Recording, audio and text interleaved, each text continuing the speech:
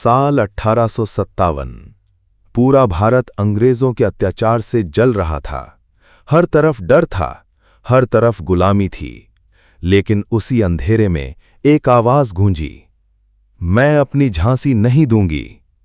ये सिर्फ एक वाक्य नहीं था, ये चुनौती थी दुनिया की सबसे ताकतवर हुकूमत के लिए।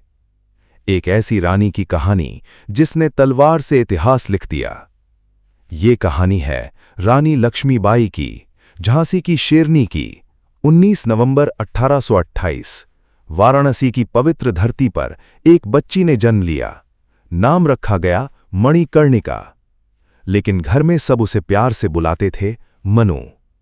किसी को नहीं पता था कि ये छोटी सी बच्ची एक दिन अंग्रेजी साम्राज्य की नींव हिला देगी। मनु बचपन से ही निडर थी। जहां बाकी बच्चे खिलौनों से खेलते थे, वहीं मनु तलवार चलाना सीख रही थी।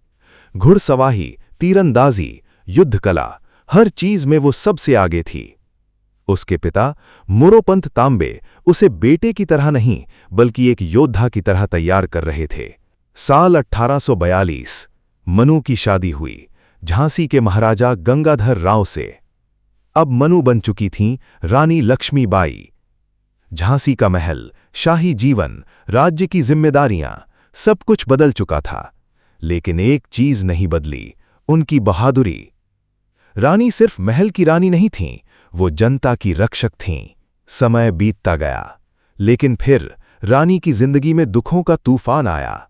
उनके बेटे की मौत हो गई और कुछ समय बाद राजा गंगाधर राव भी गंभीर रूप से बीमार पड़ गए।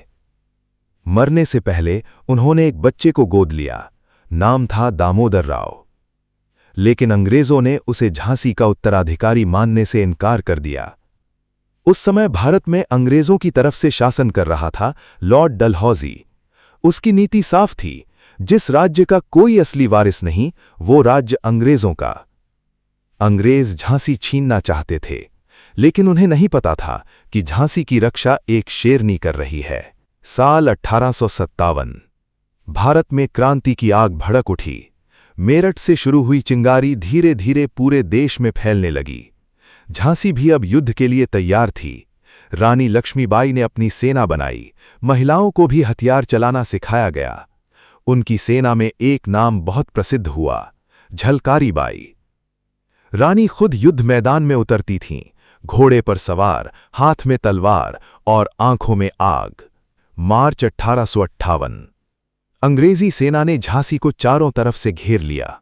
तोपें गरज रही थीं, किले की दीवारें टूट रही थीं, लेकिन रानी नहीं झुकीं।